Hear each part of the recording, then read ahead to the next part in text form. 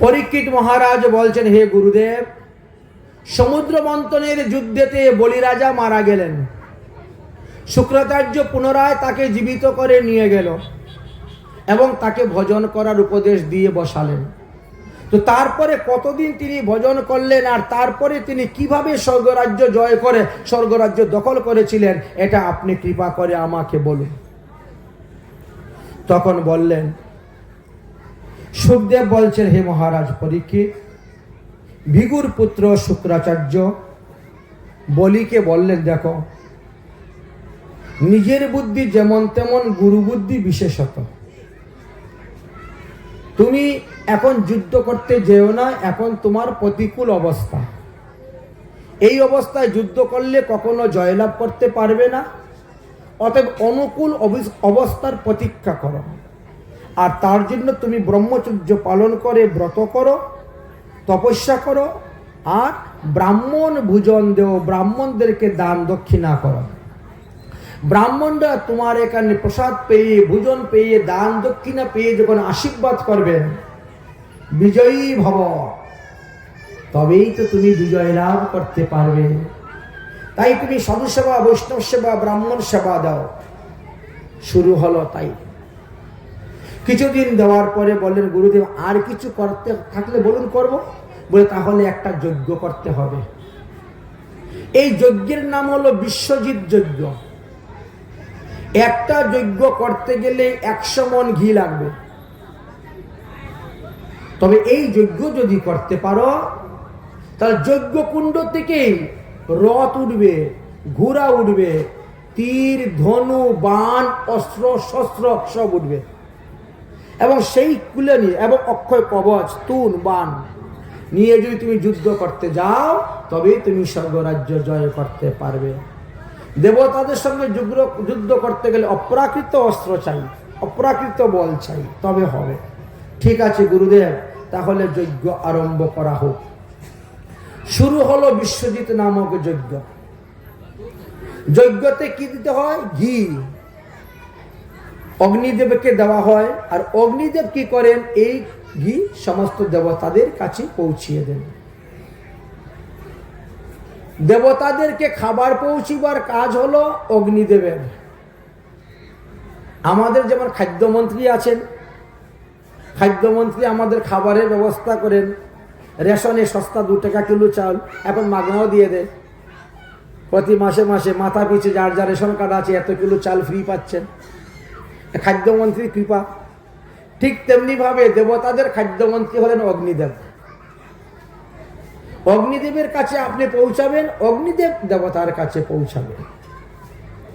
যাই হোক, যখন যজ্ঞ আরম্ভ হলো, অগ্নিদেবের পূজা করা হলো, যজ্ঞ কুণ্ড হইতে স্বর্ণর তৈরি করা একখানা রথ বের হলো, সোনার রথ বেরিয়েছে।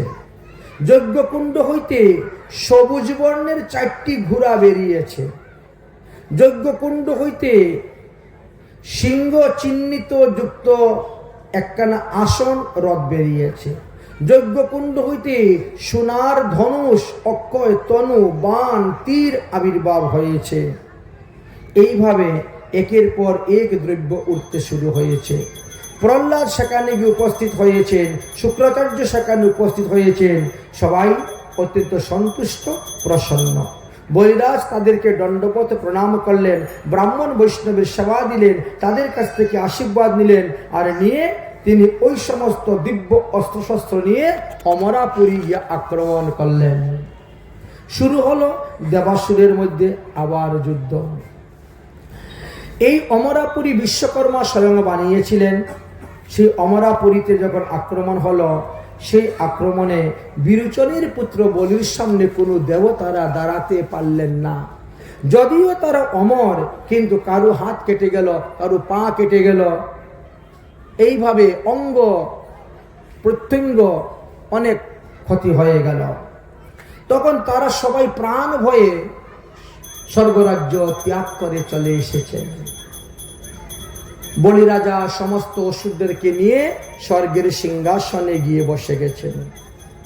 এবার দেবতাদের মা, তিনার নাম ছিল অদিতি।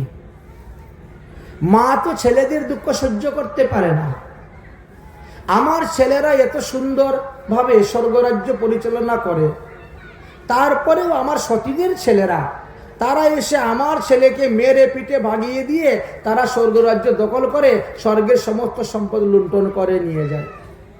আমি মা হয়ে আমার ছেলেদের এত দুঃখ কষ্ট আমি কেমন করে চোখের সামনে দেখি, সহ্য করি? আমি এমন একটা ছেলে জন্ম দিব যে ছেলে ওই বিরোচনের কাছ থেকে স্বর্গরাজ্য, বিরোচনের পুত্র বলির কাছ থেকে স্বর্গরাজ্য এনে আমার পুত্রকে দান করতে পারে, এমন একটা ছেলে আমি জন্ম দিব। এই জন্য তিনি কশ্যপ ঋষির কাছে গিয়ে প্রার্থনা করলেন, আপনি আমাকে এমন একটি পুত্র সন্তান দিন যে সন্তানটা আমার সতীনের ছেলেদের হাত থেকে রাজ্য এনে আমার ছেলেকে দান করতে পারে, এরকম একটি পুত্র সন্তান আমি চাই। তখন বললেন যে এই রকম পুত্র সন্তান নিতে গেলে তোমাকে পয়ুব্রত করতে হবে। পয়ুব্রত সেটা আবার কখন কিভাবে করতে হয়? যে ফাল্গুন মাসের শুক্লপক্ষের প্রতিপদ থেকে এই ব্রত আরম্ভ করতে হয় এবং দ্বাদশী পর্যন্ত এই 12 দিন শুধু দুগ্ধ পান করে তোমাকে থাকতে হবে, আর কোনো কিছু খেতে পারবে না। আর প্রতিদিন বিষ্ণুর চরণে 108টা তুলসী পাতা দিতে হবে, প্রতিদিন 108টি আহুতি দিয়ে হোমযজ্ঞ করতে হবে, প্রতিদিন গায়ত্রী মন্ত্র জপ করতে হবে, আরও অন্যান্য অনেক নিয়ম আছে পূজার। সেই সমস্ত নিয়মের কথা তিনি বললেন। তখন তিনি বললেন যে ঠিক আছে, তাহলে আমি তাই করব, আমি এই ব্রত করতে রাজি। বলে ব্রত যে করবে তাহলে অমাবস্যা দিন বন্য শকুরের দাঁতের মাটি এনে গায়ের মধ্যে লেপন করতে হবে, তারপরে মন্দাকিনী নদী গঙ্গাতে গিয়ে স্নান করতে হবে, একবার এক একটা মন্ত্র উচ্চারণ করে ডুব দিতে হবে, 8 বার 8টা মন্ত্র উচ্চারণ করে ডুব দিয়ে স্নান করে এসে সংকল্প করে তোমাকে ব্রত আরম্ভ করতে হবে। এই মন্ত্রগুলো সব ভাগবতে দেওয়া আছে। যদি কেউ সুপুত্র লাভ করতে চান ওই পদ্ধতি করলে আপনিও সুপুত্র লাভ করতে পারবেন। যাই হোক, এবার ব্রত তো আরম্ভ হলো। ব্রত করতে করতে করতে করতে 11 দিন চলে গেল, 12 দিন 12 দিন হয়ে গেল, দ্বাদশী পর্যন্ত ব্রত হয়ে গেল। কিন্তু এখনো তো ভগবানের কৃপা হলো না, এখনো ভগবান আসেন নাই, ভগবানের কৃপা হয়নি।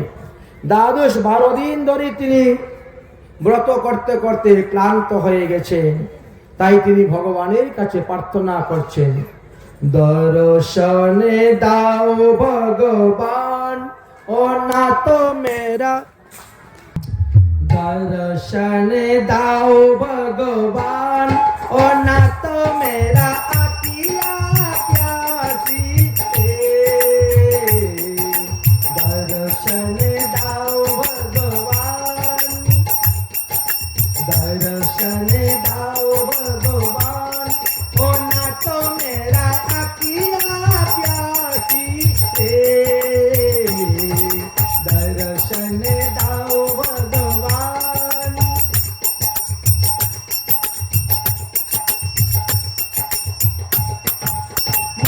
मंदिर में ज्योति जगा दो, घटे घटे बासी रे, मंदिर में ज्योति जगा दो, घटे घटे बासी रे, दर्शन दाओ भगवान और ना तो मेरा आकिया प्यासी रे, दर्शन दाओ भगवान और ना तो मेरा आखिया प्यासी रे। मंदिर मंदिर मूरत तेरी, तेरी भी ना देखी सूरत तेरी, जोगी पीती गए आईना मिलन की पुनर्मासी रे, दर्शन दाओ भगवान और ना तो मेरा आकिया प्यासी रे, दर्शन दाओ भगवान।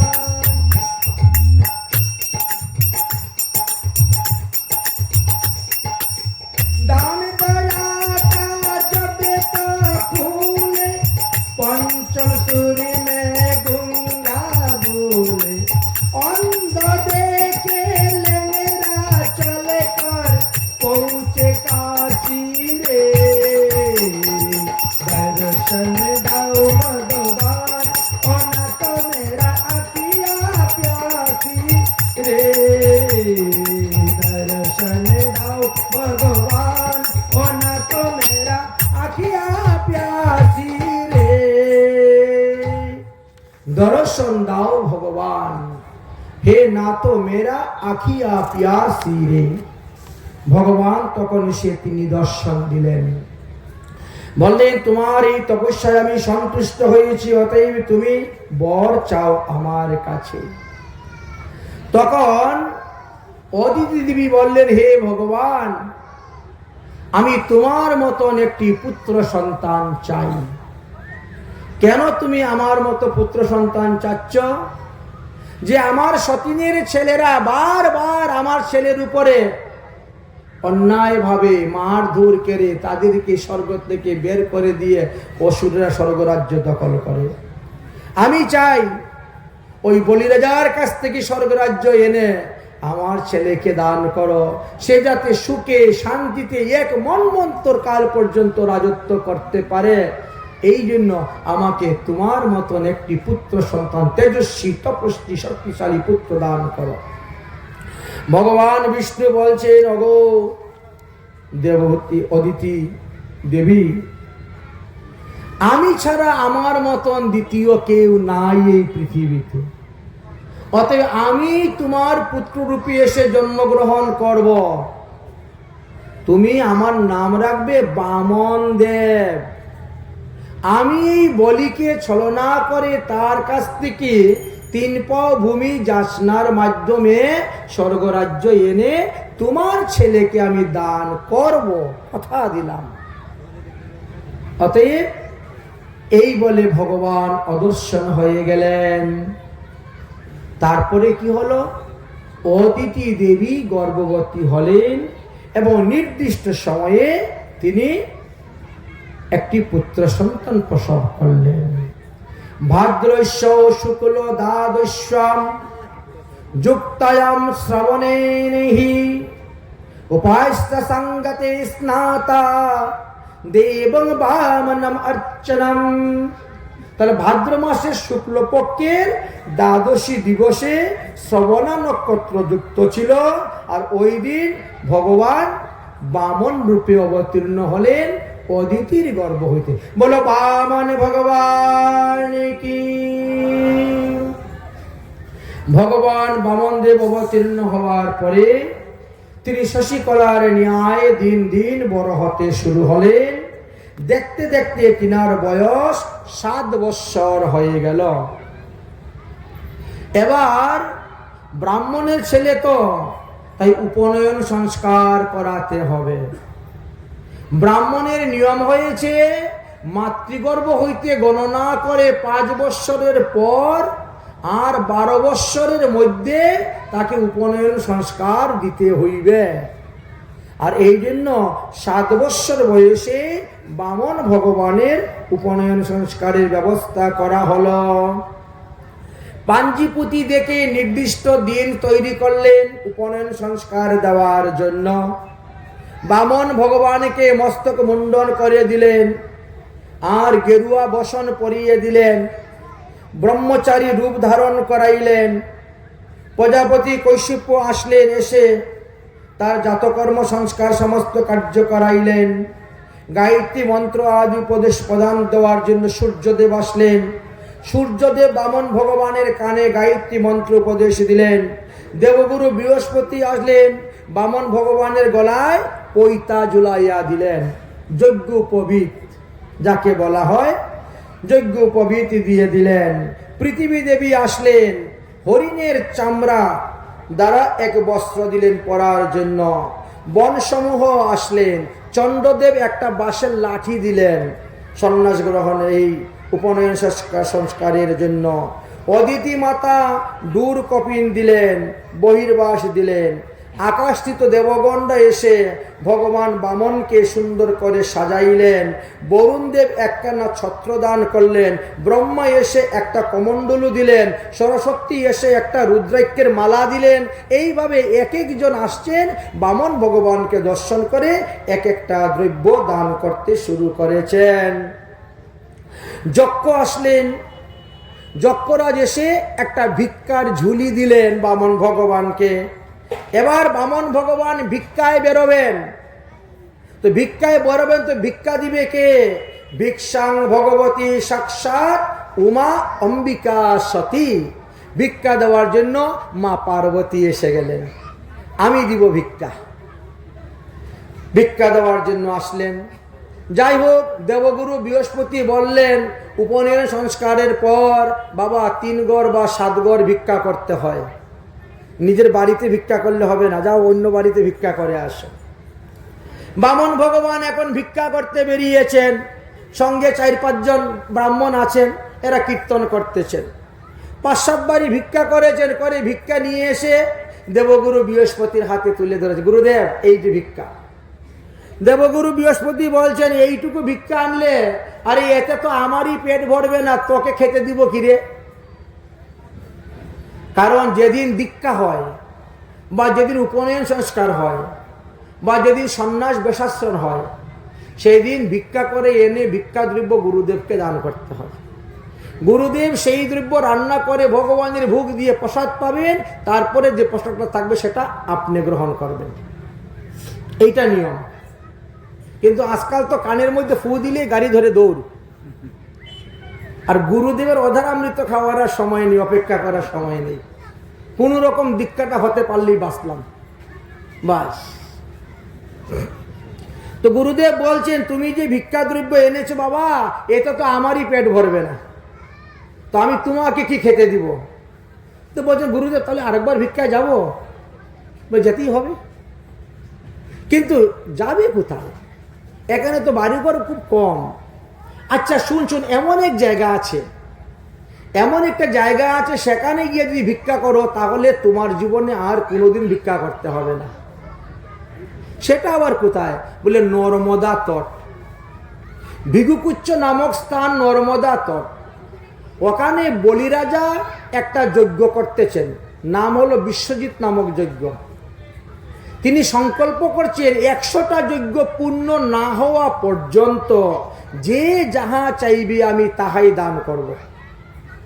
এমনকি প্রাণ যদি কেউ চায় তাও দিয়ে দিব, স্ত্রী যদি কেউ চায় তাও দিয়ে দিব, মেয়ে কেউ চায় তাও দিয়ে দিব, সব যে যা চাইবে তা দিয়ে দিব। এই যজ্ঞের এমনই নিয়ম, নাম হলো বিশ্বজিৎ যজ্ঞ। আর এই যজ্ঞ 100টা যদি কেউ পূর্ণ করতে পারে তাহলে তার থেকে কোনদিন কেউ স্বর্গরাজ্য নিতে পারবে না। এই জন্য বলিরাজা স্বর্গে বসার পর থেকেই ওই যজ্ঞ আরম্ভ করে দিয়েছেন, যাতে কেউ নিতে পারে না। এখন 100টা যজ্ঞ পূর্ণ হওয়ার আর একটা যজ্ঞ বাকি আছে, মানে 99টা যজ্ঞ হয়ে গেছে। অতএব বামন দেব তুমি তাড়াতাড়ি যাও ওখানে। এবার বামন ভগবান বলছেন আমি তো রাস্তা চিনি না, যাব কেমন করে? বৈশিষ্ট্যমণি, বিশ্বামিত্রমণি, বৃহস্পতি তারা বলছেন আরে আমরা 5 জন ব্রাহ্মণ তোমার সঙ্গে করে দিচ্ছি, তারা রাস্তা দেখিয়ে নিয়ে যাবে। রওনা হয়েছে। বামন ভগবানের বগলের মধ্যে একটা কুশের আসন। কেন? কুশ পবিত্র। বরাহ ভগবানের লোম হইতে কুশের উৎপত্তি হয়েছে। আপনাদের এখানে আসি তো কুশ গাছ, মানে কাশিয়া, শ্রাদ্ধ করতে বিয়ে করতে দেখেন না আঙ্গুলে ঢুকাইতে হয় লাগে। কালকে থাকলে নিয়ে আসবেন, আমাকেও কটা দিবেন। কারণ গ্রহণ চলাকালীন অবস্থায় দেহের মধ্যে কুশ রাখতে হয়। শরীরের মধ্যে যদি আপনার কুশ থাকে তাহলে গ্রহণের কুদৃষ্টি আপনার উপরে পড়বে না, কুপ্রভাব পড়বে না। কারণ সব রাশির জন্য শুভ নয় তো সব গ্রহণ, কিছু কিছু রাশির জন্য খারাপও থাকে। এই জন্য কুশ দেহের মধ্যে ধারণ করে রাখবেন, রান্নাঘরে দিবেন, ঠাকুর ঘরে দিবেন, চাল ডাল সবজি যা কিছু ঘরে আছে তার মাঝে দিবেন, এমনকি উপরে জলের ট্যাঙ্কির মধ্যেও দিয়ে দিবেন। তাহলে ওই জল অপবিত্র হইবে না, গ্রহণে দূষিত হবে না।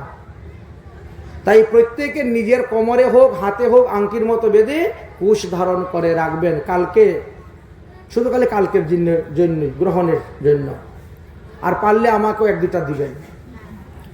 যাই হোক, এখন কুশের আসন বগলে নিয়েছেন, মাথার উপরে ছাতি নিয়েছেন, পায়ের মধ্যে কাঠের খড়ম, আজকালকে তো দেখাই যায় না কাঠের খড়ম, বলেছেন কাঠের খড়ম, আর হাতের মধ্যে একটা কমণ্ডলু, জল পূর্ণ কমণ্ডলু, কাঁধে ভিক্ষার ঝুলি। এমনভাবে যাচ্ছেন, 10 দিক আলোকিত করে যাচ্ছেন, যে দেখে সেই মনে করে সূর্যদেব আসছেন। মানে শরীর থেকে এইরকম একটা তেজ, একটা জ্যোতি, একটা প্রকাশ বেরোচ্ছে। এইরকম করতে করতে করতে করতে তিনি একেবারে বিগুকুচ্ছ নামক স্তরে নর্মদার তটে গিয়ে উপস্থিত হয়ে যাচ্ছেন। এদিকে বলি রাজারও তো গুপ্তচর আছে, প্রজারা আছে। এক গুপ্তচর দৌড়ে গিয়ে বলছে, মহারাজ মহারাজ, আপনার যজ্ঞের থেকে যজ্ঞের ভাগ নেওয়ার জন্য মনে হয় সূর্যদেব আসতেছেন। এমন তেজ দেখে বলি রাজা তখন যজ্ঞকুণ্ড থেকে আহুতি না দিয়ে দৌড়ে বেরিয়েছেন। আর বামন ভগবানকে দেখার পরে তার মনটা একেবারেই গলে গেল। একেবারে চরণে পড়ে লুটে পুটে দণ্ডবত প্রণাম করে, স্বাগত তে নমস্তব্যং ব্রাহ্মণম কিম করিষ্যামি। হে ব্রাহ্মণ ঠাকুর, স্বাগত স্বাগত, আসুন আসুন, বসুন বসুন, আমি আপনার কি সেবা করতে পারি বলুন। একেবারে ভাবে গদগদ হয়ে গেছে। ভগবান তো চতুরের শিরোমণি, বলছেন তোমার মুখে এইসব কথাই শোভা পায়, কারণ তুমি প্রহ্লাদের বংশে জন্মগ্রহণ করেছ। আমি শুনেছি তোমার বাবা তো প্রহ্লাদ থেকেও আরো বড় দাতা ছিলেন, তো দাতার ছেলে তো দাতা হবি, বুঝলেন। আমি শুনেছি তোমার বাবা বিরুচন যুদ্ধ করতে যখন গিয়েছিল তখন তার গলার মধ্যে একটা কবচ ছিল। এই কবচ যতক্ষণ পর্যন্ত থাকবে ততক্ষণ কেউ তাকে বধ করতে পারবে না। দেবরাজ ইন্দ্র বহুবার যুদ্ধ করেছে, কিন্তু তোমার বাবাকে মারতে পারে নাই। শেষে কি করলো, দেবরাজ ইন্দ্র এক ব্রাহ্মণের রূপ, বৃদ্ধ ব্রাহ্মণের রূপ ধারণ করে এসে কবচটা ভিক্ষা চেয়েছিল। তোমার বাবা জানে যে কবচ দিলে আমার মৃত্যু, তারপরেও তিনি দিয়ে দিলেন, কারণ তিনি প্রতিজ্ঞাবদ্ধ, তুমি যাহা চাইবে তাহাই আমি তোমাকে দান করব। যখন কবচ ভিক্ষা চাইল, কবচটাও গলার থেকে খুলিয়ে দিলেন। তাহলে এমন দাতার ছেলে তুমি, তো তোমার তো কথা আর কি বলবো বাবা। হ্যাঁ, তোমার দাদুও কম বড় ছিলেন নাকি? আরে সেই প্রহ্লাদ মহাশয়, যার ভক্তিতে সন্তুষ্ট হয়ে 5 বছর বয়স ভগবান নরসিংহ অবতীর্ণ হয়েছিলেন, সেই বংশে তুমি জন্মগ্রহণ করেছ। বলি রাজা তো অবাক, এইটুকু একটা ছেলে, সেদিকে আমার বাবাকেও চিনে, আমার দাদুকেও চিনে, আশ্চর্য কথা না? তুমি এইটুকু বামন বটু ছেলে, তুমি আমার বাপদাদাকে চিনলে কেমন করে? বলে আমি শুনেছি আমার ঠাকুমা দিদিমার মুখে গল্প। ও আচ্ছা আচ্ছা, ঠিক আছে, তা আসো আসো। চরণ ধরতে বলেন, মহারাজ আমি কি চাই? বলে আমি বেশি কিছু চাই না, আমি কোনো লোভী ব্রাহ্মণ নয়, আমাকে 3 পাও ভূমি দিলেই হয়। কথার পেশ দেখেছেন কিরকম? আমি বেশি কিছু চাই না, আমি লোভী ব্রাহ্মণ নয়, 3 পাও ভূমি দিলেই হয়। বলছে বড় আশ্চর্য কথা, আপনি যেমন ছোট, আপনার বুদ্ধিটাও ছোট, আর 3 পাও ভূমি নিয়ে কি করবেন আপনি? আপনি বলেন যে 3টা গ্রাম চাই, 3টা মৌজা চাই, 3টা নগর চাই, 3টা থানা চাই, 3টা জেলা চাই, 3টা প্রদেশ চাই, আমি দিতে রাজি। কারণ 14 ভুবনের মালিক তখন আমি, সপ্ত স্বর্গ সপ্ত পাতাল। আর আপনি 3 পাও ভূমি নিয়ে চাই আমাকে হাসাচ্ছেন, আপনি আমাকে লজ্জা দিচ্ছেন। জানেন, আমার কাছে যে ভিক্ষা নিতে আসে তাকে সারা জীবন আর কারো কাছে গিয়ে ভিক্ষা চাইতে হয় না। অতএব আপনি বলেন, নিঃসংকোচে বলেন আর কি চাই? বলেন আমি আর কিছু চাই না, আমি 3 পাও ভূমি চাই। 3 পাও ভূমি দিলেই যথেষ্ট। সংকল্প করো। ঠিক আছে, আমি কথা দিলাম তো 3 পাও ভূমি আপনাকে দিব। কথাটা শেষ হতে না হইতেই দেবগুরু শুক্রাচার্য এসে গেছে।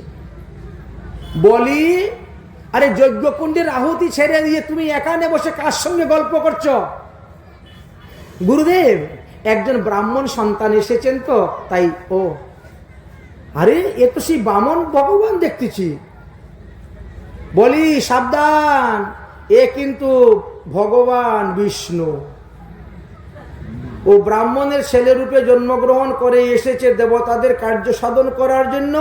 বাবা কথাবার্তা বলতে কিন্তু সাবধান, হিসাব করে কথা বলিস। বলে গুরুদেব কথাবার্তা তো হয়ে গেছে। বলে কি? বলে উনি 3 পাও ভূমি চেয়েছে, আমি বলছি 3 পাও ভূমি দিয়ে দিব। শুনে তো বলি রাজার কথা শুনে শুক্রাচার্য মাথায় হাত দিয়ে বসে গেছেন। কি করলি রে বাবা, কি করলি রে? বলে কেন? 3 পাও ভূমি তো চেয়েছে। বলে 3 পাও ভূমি চাইলে কি হবে রে? 1 পাও ভূমি দিয়ে সপ্ত স্বর্গ নিয়ে নিবে, 1 পাও ভূমি দিয়ে সপ্ত পাতাল নিয়ে নিবে। 14 ভুবন তো এখানেই শেষ। তো 3য় পাও ভূমি তুই দিবি কোথার থেকে? আরে দান করা ভালো, তাই বলে সর্বস্ব দান করতে নাই। নিজের থাকার মতো জায়গা তো রাখতে হবে। সবকিছু দান করে দিলে তুই বা থাকবে কোথায়, আর আমারে আবার রাখবে কোথায়? গুরু সেবা কোথায় রাখে করবে? গুরুদেবকে থাকার জন্য তো একটু জায়গার দরকার, তাই না? এখন তুই বা থাকবে কোথায়, আর আমাকে বা থাকার জায়গা দিবে কোথায়? দেখ, শাস্ত্রে বলছে যা তুমি আয় করবে তার 6 ভাগের 1 ভাগ দান করবে, আর না হলে 10 ভাগের 1 ভাগ দান করবে, বাকিটা তোমার কাছে সঞ্চিত রাখবে। অসুখ বিসুখ আছে না, রোগ সুখ ব্যাধি, কিছু ডাক্তারে নিবে, কিছু উকিলে নিবে, কিছু পুলিশে নিবে, কিছু কবিরাজরা নিবে, আর সাধুরা তো নেই। সাধুদের কথা আর কি বলবো, উপর দিকে থুতু ফেলে তো আমার উপরেই পড়বে, এই জন্য বলতে যাচ্ছি না, তাই না? আসবে, বসবে, মাগনা মাগনা খাবে, যাওয়ার সময় দক্ষিণা নিয়েও যাবে। তো এই জন্য রাখতে হয় 10 ভাগের 1 ভাগ অথবা 6 ভাগের 1 ভাগ দান করতে হয়, বাকিটা রাখতে হবে। এখন তোকে মিথ্যা কথা বলতে হবে। কি মিথ্যা কথা বলবে? যে তোমার পায়ে মেপে 3 পাও ভূমি দিব না বামন ঠাকুর, আমার পায়ে মেপে 3 পাও ভূমি দিব। তোমার পা তো ছোট ছোট, আমার পা বড় আছে, বড় বড় পায়ে মেপে দিব 3 পাও। বলে উনি রাজি না হয়, রাজি করাতে হবে, আর না হলে দিবে না ভূমি। আরে আমি প্রহ্লাদের নাতি হয়ে, বিরোচনের পুত্র হয়ে, সত্যবদ্ধ প্রতিজ্ঞা হয়ে এখন আমি না করব কেমন করে? তো আমার পাপ হবে না, নরকে যাব না? গুরুদেব বলছেন দেখ, 5 জায়গায় মিথ্যা কথা বললে পাপ হয় না। বলবো? তোমরা তো মিথ্যা বলা শুরু করে দিবা তাহলে আবার। বলে 5 জায়গায় মিথ্যা কথা বললে পাপ হয় না, যখন 5 জায়গায় আমরা খুব মিথ্যা কথা বলবো এখন, কারণ ওখানে মিথ্যা বললে পাপ হয় না যখন। এই এখন গুরুদেব বলছেন দেখ বাবা, 5টি জায়গায় মিথ্যা কথা বললে পাপ হয় না। কোথায় কোথায়? স্ত্রীকে বশীভূত করার জন্য মিথ্যা কথা বললে পাপ হয় না। বিয়ের সময় ঘটকরা দেখো কত মিথ্যা কথা বলে, তাই না? আরে এক ঘটকে বলছে কি, এই মেয়ে তো বিয়ের জন্য 1 পায়ে দাঁড়িয়ে আছে, আপনি খালি হাঁ করলেই বিয়ে হয়ে যাবে। বিয়ের পরে দেখা যায় মেয়ের ঠেঙে একটা নাই, একটা পাওই নাই, কোনো অ্যাক্সিডেন্ট বশত পা একটা কেটে গেছে, তো 1 পায়ে দাঁড়িয়ে আছে। কোন দিকের কথা কোন দিকে নিয়ে লাগিয়ে দিয়েছে দেখেছেন? ওর হাতের রান্না কি অপূর্ব, একবার খেলে ভুলে যাবে। শেষে দেখো মরছে তিতা লবণে ঝাল, লবণে তিতা মরছে ঝাল, এইরকম আর কি। তো বিবাহের ক্ষেত্রে মিথ্যা কথা বললে পাপ হয় না, স্ত্রীকে বশীভূত করার ক্ষেত্রে মিথ্যা কথা বললে পাপ হয় না, একটা। 2 নম্বর, ব্যবসা বাণিজ্যে মিথ্যা কথা বললে পাপ হয় না। 5 টাকার মাল 10 টাকা 15 টাকা, যারা ব্যবসায়ী করে তারা ভালো জানে। বলেছেন কলকাতার থেকে পাইকারি রেটে বড় বাজার থেকে মাল নিয়ে আসবে, হয়তো এটার দাম 5 টাকা পড়েছে কিনা, ওখানে এসে 25 টাকা হয়ে গেছে। আপনি বলে 15 টাকা দিব, বলে 15 টাকা তোমার কিনা রেট, তা আমি তোমাকে কিনা রেটে দিলে আমার সংসার চলবে কেমন করে? ছেলে আপনি 16 টাকাই দেন, কিন্তু আসলে কিন্তু 5 টাকায় কিনা। কিন্তু তো এই যে মিথ্যা কথা বললো ব্যবসা বলে, ওতে পাপ হবে না, কারণ এখানে লিখাই আছে বিবাহেতে মিথ্যা কথা বললে পাপ হবে না, স্ত্রীকে বশীভূত করার জন্য মিথ্যা কথা বললে পাপ হলো না, ব্যবসা বাণিজ্য জীবিকা নির্বাহের জন্য মিথ্যা কথা বললে পাপ হবে না, আর ঠাট্টা উপহাস্য পরিহাস্য করে মিথ্যা কথা বললে পাপ হয় না। বুঝেছেন? অনেক সময় করে না, মানুষ ঠাট্টা করে না, যাদের সঙ্গে যাদের সম্পর্ক ভালো, কত রকম ঠাট্টা করে, পরিহাস করে, উপহাস করে, সে এইভাবে করে মিথ্যা কথা বললেও পাপ হয় না। আর কি, গু ব্রাহ্মণ রক্ষার্থে মিথ্যা কথা বললে পাপ হয় না। আর নিজের প্রাণ রক্ষা করতে গিয়ে মিথ্যা কথা বললেও পাপ হয় না। এই জন্য সব থেকে বেশি মিথ্যা কথা কোর্টেই হওয়া যাবে।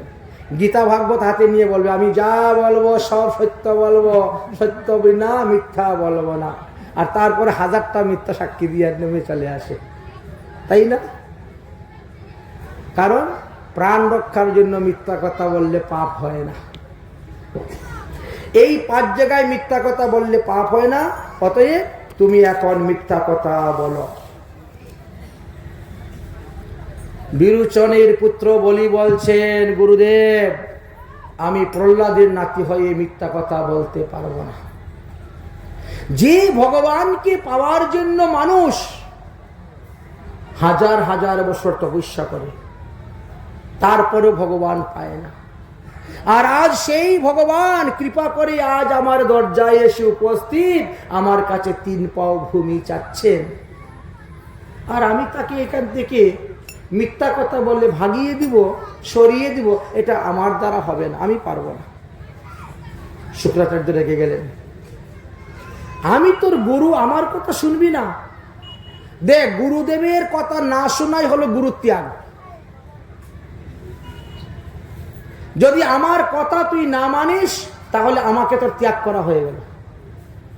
আমি তোকে অভিসম্পাদ দিব, তুই স্ত্রী নষ্ট হয়ে যাবে। বড় বিপদ। এখন কি করা যায়? এখন তিনি মনে মনে চিন্তা করছেন, যদি গুরুদেবের কথা মানি তাহলে আমি ভগবান পাব না, ভগবান চলে যাবেন। আর যদি গুরুদেবের কথা না মানি তাহলে হয়তো ভগবান পেয়ে যেতে পারি। তাহলে যে গুরুর ভজন করলে পরে ভগবান দরজার থেকে পালায়, এমন গুরুর ভজন করার দরকার নেই। মানে বিবেকের মধ্যে মনে একটা প্রশ্ন আসছে, তো বিবেক তো ভিতরে বিবেকে বাধা দিচ্ছে। যে গুরুর ভজন করলে পরে ভগবান দরজার থেকে পালিয়ে চলে যায়, এমন গুরুর ভজন করে তো লাভ নেই। তাই মনে মনে চিন্তা করলেন, যা হয় হয়, গুরু ত্যাগ যদি হয় গুরু ত্যাগ হয়ে যাক, তাও ভগবানকে ত্যাগ করবো না। মন থেকে বিবেক বলতেছে কি, তেরি দুয়ারে পে খারা ভগবান, ভগত ভর দে রে ঝুলি। ভগবান তো ভিক্ষার ঝুলি নিয়ে এসেছেন, দে তোর যা কিছু আছে সব দিয়ে দে ভগবানকে। দেখবে তোমার নাম স্বর্ণক করে লেখা থাকবে ইতিহাসের পাতায়।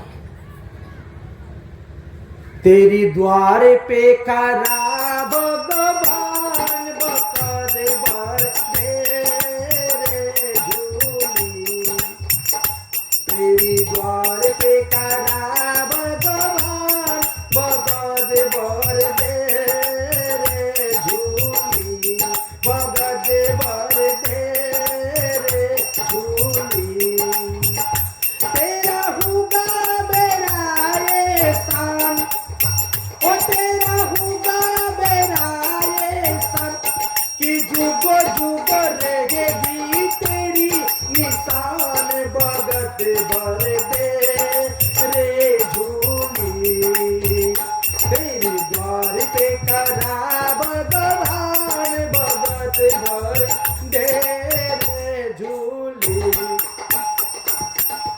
आज लुटा दे तेरी सर्वस्व अपना, मान ले कहना मेरा।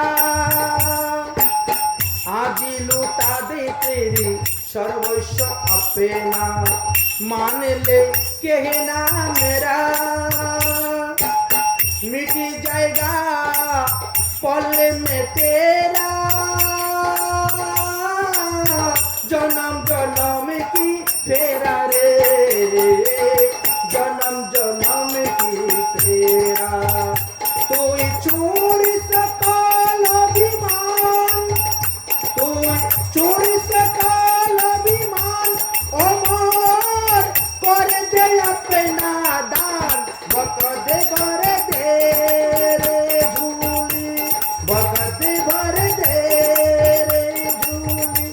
ভকাতে ঘর দে রে ঝুলি। ভিতর থেকে বিবেক বলতেছে তুমি ঝুলি ভরে দিয়ে দাও, যা কিছু তোমার বলতে আছে সব ভগবানকে। তাই বলি রাজার দৃঢ় সংকল্প করে নিলেন যে গুরুদেবের কথা আমি শুনব না। গুরুদেবের কথা শুনলে ভগবান আমার দরজা থেকে চলে যাবেন। গুরুদেব আমি পারব না আপনার কথা মানতে, আমি প্রতিজ্ঞাবদ্ধ, আমি তাকে 3 পাও ভূমি দিবই দিব। গুরুদেব বলছে তাহলে থাক, আমি চললাম, তুই যখন আমার কথা মানলি না, আমাকে ত্যাগ করে দিলি, তা আমি চললাম। গুরুদেব রাগ করে চলে গেছে। বলি মহারাজ বলছেন বামন ভগবান আপনি 3 পাও ভূমি গ্রহণ করুন, আমি দিতে রাজি। ভগবান বলছেন 3 পাও ভূমি দিতে গেলে সংকল্প মন্ত্র পাঠ করো, তবে তো ভূমি দান করবে। বলি রাজা বলছে সংকল্প মন্ত্র তো আমি জানি না, ও তো আমার গুরুদেব জানতেন, ব্রাহ্মণের ছেলে তিনি জানতেন, আমি তো জানি না। ভগবান বলছেন আমিও ব্রাহ্মণের ছেলে, আমি জানি, অতএব আমি বলবো তুমি মন্ত্র পাঠ করো। তো সংকল্প মন্ত্র পাঠ করতে কি করতে হয়? হাতে তিল, তুলসী, দুব্বা, হরিতকি, সাদা ফুল আর গঙ্গার জল নিতে হয়। এবং গঙ্গা জল পাবে কোথায়? ভগবান বলছেন আমার কমণ্ডলের মধ্যে আছে গঙ্গা জল, আমার কমণ্ডলে আছে। শুক্রাচার্য কি করেছে? ওই কমণ্ডলুর ভিতরে ঢুকে গিয়ে মুখ বন্ধ করে দিয়েছে যাতে জল না পড়ে, গঙ্গা জল সূক্ষ্ম রূপ। ভগবান যত তেরা করছেন জল তো আর পড়তেছে না। কি ব্যাপার? মনে হয় রাস্তা দিয়ে হেঁটে এসেছি, ধুলোবালু পরে মনে ছিদ্র বন্ধ হয়ে গেছে, একটা কুশ নিয়ে তো কুশ, ওই যে কাশিয়া দে, খুঁচা দে। কুশ দিয়ে যখন খুঁচা দিয়েছে শুক্রাচার্যের চোখে একটা কানা হয়ে গেছে, যন্ত্রণা ছটপট করে কমণ্ডলুর থেকে বেরিয়ে গেছেন। ভগবান তুমি বড় চতুর, এমন চালাকি করে তুমি আমার চোখটাকে কানা করে দিলে, তো যাও কলিযুগে গিয়ে আমিও তোমার ধর্মকে কানা করব। এই শুক্রাচার্য পদ্ধতি বের করছে দশমী সংযুক্ত একাদশী। এই যে স্মার্তমতে যারা একাদশী ব্রত করেন, এটি শুক্রাচার্যের প্রচলিত ধর্ম। এই জন্য দশমী সংযুক্ত একাদশী ব্রত করতে নাই। দশমী সংযুক্ত একাদশী ব্রত করেছিলেন গান্ধারী, অকালে 100টা পুত্র মারা গেছে। দশমী সংযুক্ত একাদশী ব্রত করেছিলেন মানদাতা, তার পুত্র অকালে মারা গিয়েছে। দশমী সংযুক্ত একাদশী করেছিলেন সীতা দেবী, যার কারণে সীতার বনবাস হয়েছিল। তাই শুদ্ধ একাদশী করতে হয়, অথবা একাদশী সংযুক্ত দ্বাদশীতে ব্রত থাকতে হয়। যাই হোক, এবার বলিরাজার এক কন্যা ছিল, নাম হলো রত্নমালা।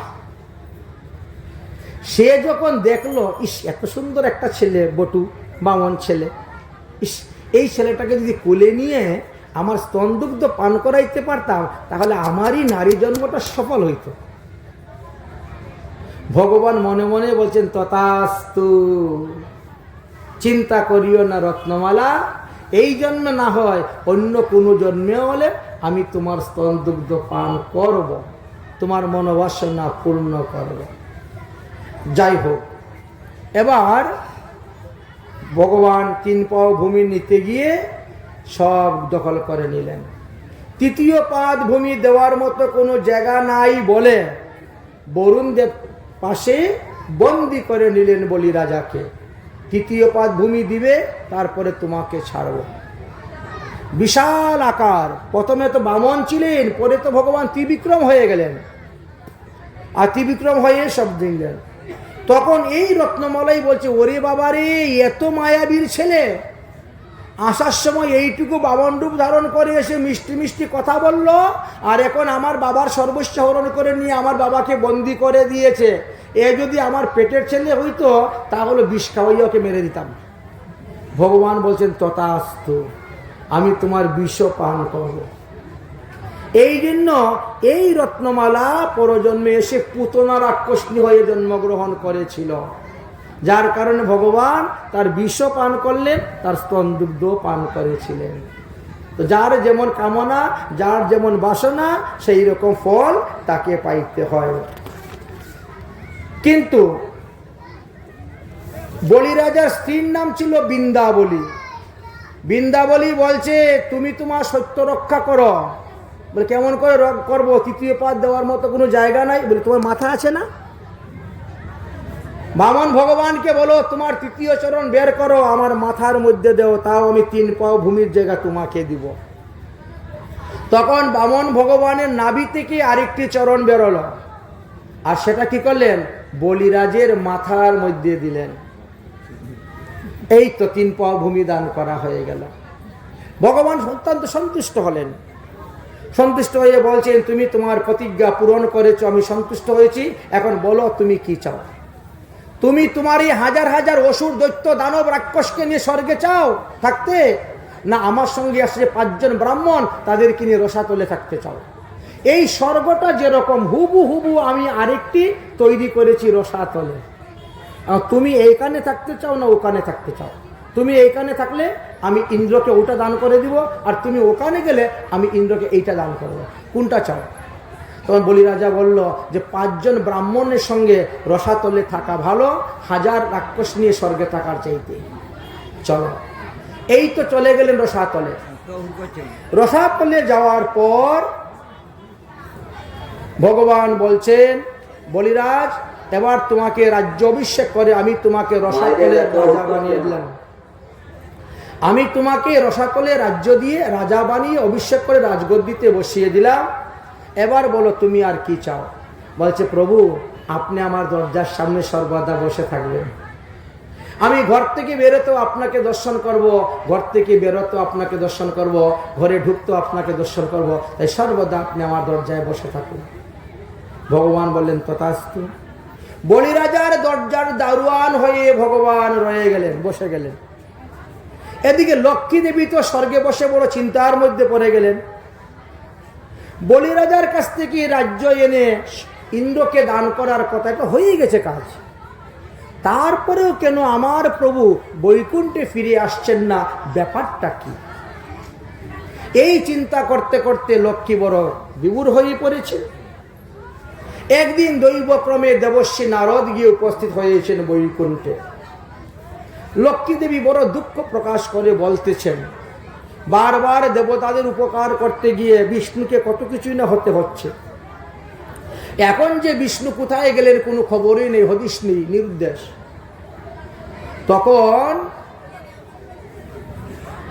তখন নারদ মুনি বলছেন, মাগো, যদি কেউ কারু সর্বস্ব হরণ করে নেয় তাহলে সে তার কাছে ঋণী হয়ে যায়। বামন ভগবান ঋণী হয়ে গেছেন বলে ঋণ শোধ করার জন্য তিনি দরজার দারোয়ান হয়ে পাহারা দিচ্ছেন। আমার প্রভু ভক্তের দরজার দারোয়ান হয়ে গেছে বলে, হ্যাঁ, সর্বস্ব হরণ করে নিয়েছেন বলে, এই জন্য সব দান গ্রহণ করতে নাই। আপনি দেখবেন ভিখারিকেও যদি আপনি 1 মুষ্টি ভিক্ষা দেন, তা 2টা চাল রেখে দিয়ে চলে যায়, সব কিছু নেয় না, অল্প একটু রেখে দিয়ে চলে যাবে। সর্বস্ব দান গ্রহণ করলে তার কাছে ঋণী হওয়া যায়। তাহলে তো আমি তাকে মুক্ত করে নিয়ে আসতে হবে। কিভাবে মুক্ত করবেন? লক্ষ্মী দেবীর বড় চিন্তার মধ্যে পড়ে গেছে। তো আমাদের একটা উৎসব আছে জানো কি? রাখি পূর্ণিমা উৎসব। আপনারা করেন তো রাখি পূর্ণিমা উৎসব? কখন করেন? শ্রাবণ মাসে ঝুলন পূর্ণিমা দিন, ওই দিন রাখি পূর্ণিমা উৎসব করা হয়। তো ওই দিন এই রাখি পূর্ণিমা উৎসবের কে প্রথা বের করেছেন? লক্ষ্মী দেবী। এই যে লাল আর হলুদ রঙের সুতা, ওই লাল আর হলুদ রঙের সুতা একটা নিয়ে গিয়ে উঠেছেন রসাতলে, বলিরাজার রাজ্যে। দাদা, ও দাদা, দাদা গো, ঘরে আছো নাকি? এখন বলিরাজ বেরিয়েছে। কে কে আমাকে দাদা বলে ডাকছো? তুমি আবার আমার কোথাকার বোন? মশাত্ম বোন না, কাকাত্ম বোন না, পিসাত্ম বোন না, মামাত্ম বোন না, জেঠাত্ম বোন? আমি তো দেখিই না, কেউ চিনিই না। আমাকে দাদা দাদা বলে ডাকছো, তুমি কোথাকার বোন গো? আরে আমি তোমার ধর্মের বোন, ধর্মের বোন। আজকে থেকে তুমি আমার ধর্মের ভাই, আমি তোমার ধর্মের বোন। আচ্ছা ঠিক আছে, তো বলো কি চাও তুমি? আরে কিছু চাই না, আমি তোমার হাতে একটা সুতা বাঁধতে এসেছি। এটা আবার কি সুতা? লাল হলো সুতা। বলে এটাই হলো রাখি বন্ধন। ভাই বোন ভাইকে বেঁধে দিবে। আচ্ছা ঠিক আছে, তো দাও, বেঁধে দাও। এখন লক্ষ্মী দেবী বাঁধতে চায়। কি বলে মন্ত্র? যেন বদ্ধ বালি রাজা দানবেন্দ মহাবল তেনু বদ্ধামিতম রক্ষক মা চলহ মা চলহ। 5 পেস মেরে দিয়েছেন গিট বেঁধে। এই সুতা যতক্ষণ তোমার হাতে থাকবে, 14 ভুবন যেভাবে ভগবান বিষ্ণু রক্ষা করেন, তোমাকে সর্বকালে সর্বদিক থেকে তোমাকে রক্ষা করবে। এই সুতা যতক্ষণ তোমার হাতে থাকবে, ততক্ষণ লক্ষ্মী দেবী অচলা হয়ে তোমার ঘরে বসে থাকবেন, কখনো যাবেন না। উফ, তুই আমার অনেক উপকার করলি তো। এই জগতে আমার কত বোন আছে, কই কোনোদিন তো কেউ হাতের মধ্যে এরকম সুতা বেঁধে এরকম আশীর্বাদ দেয় নাই, বরদান করে নাই। বল বোন, তুই কি চাস? আজকে তুমি যা চাইবে তাই আমি তোমাকে দিব। সন্তুষ্ট, প্রসন্ন, খুশি হয়ে গেছেন তো? তাই বলছেন, বল কি চাস? সত্যি? বলে সত্যি সত্যি, 3 সত্যি, তুই যা চাইবে তাই দিব। তখন বলছেন, তাহলে ওই যে তোমার দরজার দারোয়ানটা আছে না, ওর সঙ্গে আমার বিয়ে দিয়ে আমাকে দিয়ে দাও, নিয়ে চলে যাব। দেখেন কি বুদ্ধি লক্ষ্মী দেবীর। বলি রাজা বলছে, আরে তুই আমার বোন, রাজার বোন হয়েছিস, তো রাজার বোনরা তো রাজকুমারকে বিয়ে করবে, দরজার দারোয়ানকে বিয়ে করবে কেন রে? বলে ওটা কি আমি ভালোবাসি, ওটা কি আমি বিয়ে করতে চাই। এইভাবে লক্ষ্মী দেবী বামন ভগবানকে বলি রাজার হাত থেকে মুক্ত করে নিয়ে বৈকুণ্ঠে এসে গেছিলেন। বলো বামন ভগবান কি, রাখি পূর্ণিমা উৎসবে কি। এই লক্ষ্মী দেবী থেকে এই রাখি পূর্ণিমা উৎসব আসতেছে সত্যযুগ থেকে। তাহলে এই উৎসব চলে আসতেছে। বলি রাজা তখন কি করবেন? ভগবানকে তো আর বেঁধে রাখতে পারবেন না, ভগবানকে লক্ষ্মী নিয়ে চলে যাচ্ছেন। তখন বলছে, প্রভু আপনি চলে যাচ্ছেন, কিন্তু আমাকে চরণ থেকে সরিয়ে দিবেন না, আমাকে চরণে স্থান দিবেন। প্রভু সর্বস্ব তোমার চরণে সপিয়া পড়েছি তোমার ঘরে। প্রভু সর্বস্ব তোমার চরণে সপিয়া পড়েছি তোমার ঘরে। আমি পড়েছি তোমার ঘরে। তুমি তো ঠাকুর তোমার কুকুর বলিয়া জানিও মোরে, বলিয়া জানিও মোরে। প্রভু বলিয়া জানিও মোরে। বাঁধিয়া নিকটে আমারে পালিবে, রহিব তোমার দ্বারে। প্রভু রহিব তোমার দ্বারে। আমি পতিব জনারে আসিতে না দিব, রহিব গোরের পারে, রহিব গোরের পারে। তব নিজ জন প্রসাদ সেবিয়া উচিষ্ট রাখিবে যাহা। পরম আনন্দে প্রতিদিন ভোজন হইবে তাহা, ভোজন হইবে তাহা। বসিয়া শুহিয়া তোমার চরণ চিন্তিব সতত আমি। আরে নাচিয়া নাচিয়া নাচিয়া নাচিয়া নিকটে যাইব যখন ডাকিবে তুমি, যখন ডাকিবে তুমি, আমি এই মিনতি জানাইয়ে রাখি, এই মিনতি আমায় অন্তিম কালে দিও না পাখি, এই মিনতি জানাইয়ে রাখি।